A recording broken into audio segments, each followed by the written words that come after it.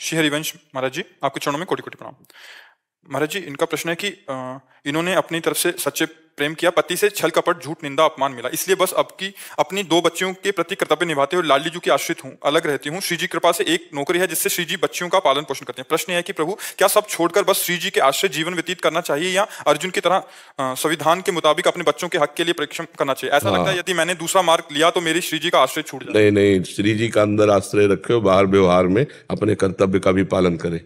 ऐसा नहीं कि आश्रय लेकर चुपचाप बैठ जाओ, कोई साधु महात्मा नहीं हो। गृहस्थ हो, गृहस्थ में बच्चों के अधिकार अनुसार उसके पिता से उसकी संपत्ति उनको दिलाए, कानूनी कार्रवाई भी होती है ना। तो जब बच्चियां पैदा किया है तो अब कर्तव्य, मान लो आप अलग हो गए हैं पर आप उन बच्चों की माँ है और उन बच्चों का पिता वो है, तो वो संपत्ति का अधिकार रखती हैं बच्चियां। समय आने पर उनको उस अधिकार की प्राप्ति होगी तो वो भी सुखपूर्वक जीवन व्यतीत करेंगी। माता पिता का जीवन होता है संतान की व्यवस्था के लिए, खूब संतान को पढ़ाए लिखाए, उनकी व्यवस्था करे, अपना कर्तव्य पूरा हुआ, भगवान का भजन करते हुए भगवान को प्राप्त हो। तो इसमें कोई बाबा जी थोड़ी है कि हम अब भगवान के सहारे बैठ गए। अंदर से भगवान का सहारा, बाहर से कर्तव्य है।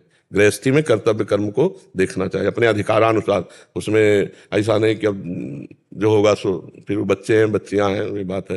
अब मान लो हम लोगों के पास आज ना आवे तो हम भूखे रहकर भी कीर्तन करेंगे, क्योंकि हम लोगों को यही ट्रेनिंग दी गई है, यही शिक्षा दी गई है। सहना है, भगवान जैसे रखे वैसे रखना है। लेकिन गृहस्थी में कर्तव्य कर्म है, उसमें अंदर से भगवान का सहारा है और बाहर से अपने कर्तव्य कर्म को करना है।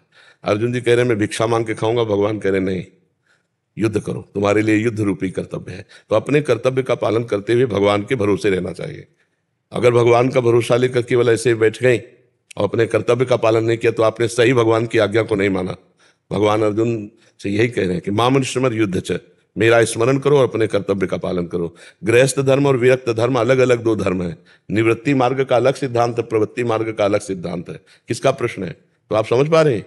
हाँ, आश्रय तो नहीं छूटेगा ना? नहीं कह रहे अंदर से कहीं आश्रय ना छूट जाए इन सब करते। अंदर से आश्रय भगवान का रखिए, बाहर से प्रयत्न कीजिए।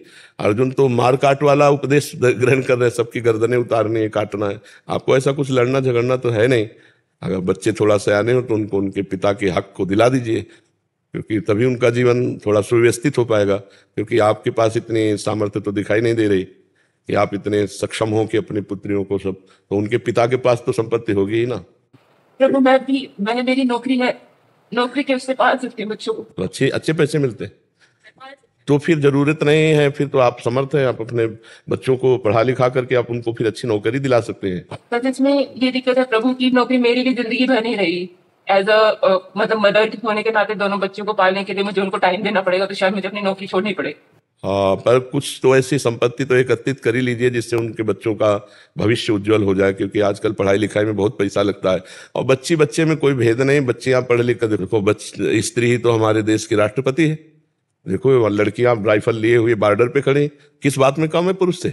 तो बच्ची का भेद तो रखना नहीं चाहिए। 2 बच्चियां मतलब 2 पुत्र हैं, कोई उसमें भेद नहीं।